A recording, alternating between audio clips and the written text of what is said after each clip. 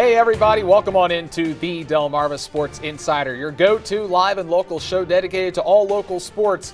I'm Sports Director Brandon Bossert. What is up? It is yours truly, sports anchor Devin J. Martin. As always, Brandon, we got a lot to talking about tonight, and I'm glad to be back. I missed last week, but I'm here to talk more spring sports with you. Yeah, well-earned vacation for you last week. Great to have you back. Cole Howard warming up in the bullpen. You'll see him in just a bit. Devin, it's been a great week to start off spring sports out there on Delmarva. Absolutely, and obviously we're going to be talking about this game in a little bit, but I'm just focused on the fact that one of our pitchers almost had a perfect game.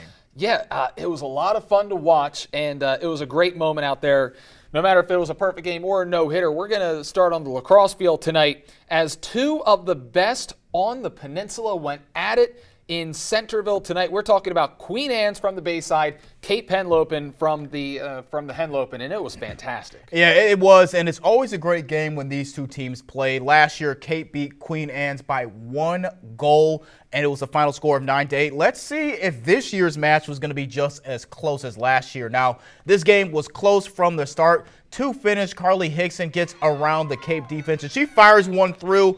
And the Lions, they would keep pushing up the tempo in the first half. They kept the Vikings guessing. They were laser fast on offense. Queen Anne's had an 8-7 lead at halftime, but Cape would come out the gate red hot in the second half. The Vikings would score 3 straight, and Alexei Nowakowski fires an absolute rocket in the back of the net. And like I said, Cape would be red hot in the second half. Lindsay D'Ambrogi, she is going to fake out the Queen Anne's defense right here a little and put another point on the board for Cape. Both teams would not give 1 inch throughout this entire matchup. Yeah, that's right. Kendall Nagel speeds through for the goal here as the Lions and Cape all tied up.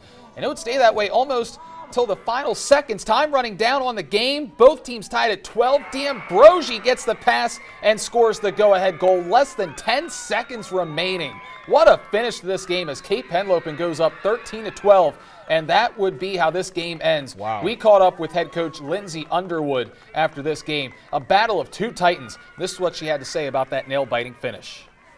This was just a great game. It was really good lacrosse on both sides. It could have gone either way. 1 ground ball here, 1 save there, and both teams just gritted it out. And I'm so proud of my girls.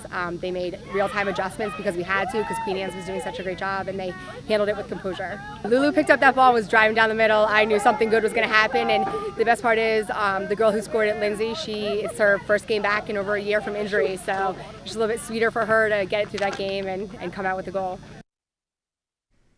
So I think that this game was a tale of 2 different players. Kendall Nagel is fantastic for Queen Anne's, but Lindsay D'Ambrogi coming back her first game in over a year. I believe she is related to Hank D'Ambrogi, the former quarterback up there at Cape Henlopen. Just absolutely fantastic. She's the reason why she was what put them over the top in this game. Cape Henlopen has so much talent every single year. We see it every year. 12 straight championships in Delaware. Yep. This will make 13 if they're able to do it again this year. Always fantastic to watch these two teams go at it because they're so equally matched on the lacrosse field. We saw it last year with Queen Anne's winning by 1. Cape Henlopen gets back at them this year. That was a lot of fun. And now we get to see Cape Henlopen go up against in-state competition here soon. And how crazy is that last year when they faced off against Queen Anne's, it was a 1-point game. And this year when they face off against Queen Anne's, it's also a 1-point game. It just shows how close these two teams are when it comes to the talent matchup. So, Brandon, to the boys' side, we had another Delmarva rivalry game between a Maryland team and a Delaware team. This time it's Decatur and Sussex Central, but this game was not nearly as close. It wasn't as equally matched, but you know what? We're taking a look at how good is Decatur in this game. It's not about the score here. We wanted to see just how good the Seahawks are on the field. Yeah, because the Golden Knights, they went to Berlin, and, you know, the Seahawks last year won the Bayside South, losing to Kent Island in the Bayside Championship game. But the Golden Knights themselves coming off a 2-13 season, I don't really know if they're going to do any better this year. And from early on, you could see that I don't know if this is going to be the year of the Golden Knights, because you can see the talent disparity. The Seahawks were on a completely different level this year. And, you know, they just dominated. They were up double digits in the first quarter. By the end of the second quarter, the Seahawks were up 20-0. They were up 19-0 with about 5 seconds left. They said, you know, let's just tack on an extra goal. They scored 20 with 2 seconds left, and it was just brutal for the Golden Knights defense. The Seahawks got whatever they wanted, however they wanted, whenever they wanted, on whoever they wanted, and Decatur showed that they're definitely a team that's going to make some Bayside noise again. The Golden Knights, not so much in the Henlopen. Good job by Decatur to go out there in the second half and take it easy. But like I said, this is all about Decatur. Kind of like a scrimmage game early on in the season when you see Alabama taking on one of those FCS teams early on in the season. It's just a tune-up game for them. But, hey, keep your heads up, Sussex Central, because I've been on some pretty bad lacrosse teams as well. It's not fun to be on the losing end of one of these games. Keep your heads up and keep working, because when you're facing a team like that, it's not about the final score. It's about just going out there and playing lacrosse. More boys lacrosse action now. Queen Anne's hosting Caesar Rodney. Could the Riders compete in the Henlopen this year? As long as they have this man, Julius Timmons, they've got a shot. Gets the goal to go right there, falling to the ground. Then Timmons, watch this laser. My goodness, top shelf. Kid's just a sophomore, too. He's got tremendous talent, and Caesar Rodney has a rich lacrosse program. They have a few state championships in the past. Don't know if they're going to compete with Cape Henlopen, and we'll see about that in the next few weeks and coming months. But they do have some talent. We'll start to see more teams hit the lacrosse field as well next week. Only a handful of teams getting their season started this week. Riders ended up winning this game. Decatur 2-0 on the season so far, and CR's main rival, Cape Henlopen, also 2-0 to start the season up in Delaware. No, obviously we got to move over to the Diamond. It was a spectacular moment last night. It was Decatur and Bennett. They met in the postseason last year with the Clippers moving on and ending Decatur's season after earning the 1 seed. Now, Owen Kerr standing in the box for the Seahawks. Balls hit the second. The Clippers' second baseman juggles the ball and is overthrown. The error leads into a Decatur run. Gus Kroll slides safely into home. Decatur is on the board looking to do more damage. All right, Lucas Loring up, and that ball has eyes. That's going to score 2 runs. That gives Decatur a 4-0 lead, top of the third. But you know what? It's all about the pitcher on the mound, senior hurler Ryan McLaughlin. McLaughlin pitching an incredible game out there, staying in for all 7 innings, 8 punch-outs, no walks, all on 67 total pitches. Clippers managing just 1 base runner by error in the 7th inning. Bennett couldn't get anything going against this man. 67 pitches in 7 innings, that's Greg Maddox-like. Here's the pitch to seal the deal. Fly ball out to right field. Is he going to get there? Yes, he does. That puts the game away, and that's a no-hitter for Ryan McLaughlin. We saw that last night. Fantastic game from the senior hurler. Seahawks exact revenge on the Clippers, 6-0. The Clippers beat Decatur last year in the playoffs, in the 3A playoffs, when Decatur was the #1 seed. They get revenge last night. This is what they had to say about pitching that no-no. It feels amazing. I knew my team had my back, and I was just trying to fill the zone. I think that's my first no-hitter, so I'm pretty excited. It feels great because we lost to them last year in the playoffs, which ended our season, and I was just trying to come out here and get revenge. I mean, we're a family, so we practice together. We do everything together. We're friends.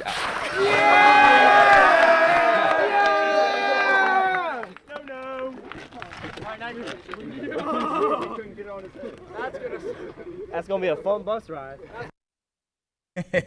Sure was going to be a long bus ride. ride, You yeah. get one of those Gatorade baths early on in the season. That must have been chilly. Yeah. But beyond the no-hitter, Ryan McLaughlin going 7 strong, 67 pitches, 8 punch-outs, no walks. That's about as efficient as you're going to see in a Absolutely. high school baseball game. I was an umpire for 10 years. That's a dream, to have a pitcher go out there tossing 67 pitches and just pounding the strike zone. That tells you just how good this pitcher is, especially against a lineup like Bennett. He's not going up against a cupcake lineup. Bennett Right. is one of the contenders around the Bayside. And in baseball, the most important thing is pitching at the high school level. And with McLaughlin at the helm, you got a chance to go far in the 3A. All they need is to figure out who that #2 is going to be. I'm sure they have that figured out already. And the craziest thing is, as we mentioned, he was 1 play away from a perfect game. I can't remember the last time there was a no-hitter on Delmarva. I don't remember it happening in Over the Bayside course of a last year. 7-inning game in the 3A, it's been a while. Yeah, and obviously, as you just mentioned, Decatur's got to be a threat to win the Bayside South over Snow Hill and the whole Bayside Conference. Maybe even over Colonel Richardson as well. So we will see. I mean, again, that's very impressive. A no-hitter. All right, now let's send it over to Cole Howard, who's standing by to give us some more highlights from the Diamond, both baseball and softball. Cole, take it away. Thanks, guys. That was a great game and a great moment. I loved watching every second. Congrats to Ryan, but now we got some more games to get to on the Diamond, so let's go ahead and get into it. Now over to the 1A, battle between perennial powers, Mardella and Colonel. Bags full in the fourth. Give that man some ice and an RBI. Colonel's with the game's first run. The Warriors' defense not helping matters at all. Ball goes to the backstop, allowing another Colonel to come across home. That puts last year's 1A state runners up 4-0. Mardella with 3 errors in the 4th inning as Colonel takes control, 5th inning. Chandler Tindler on the mound for the Colonels. Now I'm going to call that a pass ball. There's a runner at third, so the Warriors with their first run of the season, but he's going to make up for it later. Carter Walters, he's going to catch the runner snoozing at third. He tosses it over to Hudson Post at third, and he's going to apply the tag. He's going to end the frame, as you're going to see it right here. Beautiful tag. That's going to get the out. Colonels take this game in a final score of 7-2. Now over to the softball now. Woodbridge visiting the Royals in Georgetown, and it was a pitcher's duel. Here's Yoder, the senior lefty for Delmarva Christian. Fastball upstairs, blows it on by. Here's another one, cut on and missed, and then caught looking on this one right here. 16 strikeouts on the day. That's right, you heard me. 16 strikeouts. She allowed just 1 base hit. That coming right here. The opposing pitcher, Emily Peterson, she slaps it down the left field line. After 5 innings, we are tied at 1. Peterson with a great play. Runner coming home on the bunt. Peterson throws home. Callie Chelton, she applies the tag, and they got her. Clutch play by the Blue Raiders at home. Defense to keep this game tied, but the Royals would finally break through. Rachel Hall with an RBI up the middle. Royals take the lead on that base hit. She drives in 2 runs, another run scoring in the 6th. And Delmarva Christian, they're going to take this one, their season opener, a final score of 4-1. But over to the Bayside softball now. Decatur hosting Delmar. We're going to be scoreless 0-0, but the Seahawks with runners on first and second. Ava Snellsire, she grounds it to third. Nice play from Delmar right here as they get the lead runner to retire the side. Next inning now, and this is when it would get ugly for the Seahawks. Emily Smith, she pops it up to second, and it looks like a routine pop fly, but it gets lost in the sky. Maddie Morris comes home, and the Wildcats take a 1-0 lead, and more are going to be coming up for Delmar now. Top of the 4th, Jordan Holloman. You may know her from the field hockey field, but she gets it done in the batter's box as well. That one's going all the way to the fence. Emily Smith comes all the way home from first, and Holloman, she's going to get a stand-up RBI triple to put Delmar up 2-0. But in the end, it would just get worse as Delmar would take this one in a final score of 9-2. Now, there were a lot of great games this week. I loved them all, but now I have a question to ask you guys. Which game stood out to you? Cole, you know what? I think that the 1A games, they're the ones that always excite me when it comes to baseball because I think the 1A is normally where we get the best title odds. We have a lot of really good teams here on Delmarva that are in the 1A level so far. Colonel Richardson, St. Michael's, Snow Hill, all looking great, perennial powers in baseball.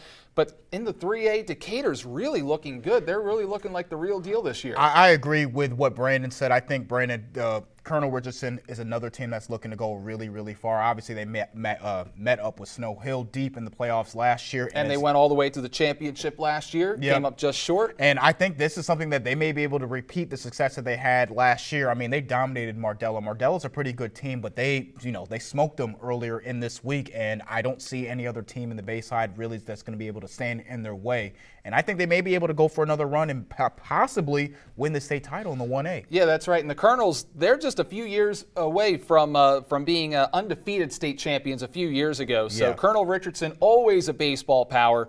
We should see them go deep in the baseball playoffs again. That'll do it for the A block. We're taking our first time out. When we return, we've got a local athlete spotlight with After the Whistle coming up. Don't go anywhere. You're watching the Delmarva Sports Insider. My name is Donnell Davis here with Snow Hill Basketball, and you're watching Delmarva Sports Insider.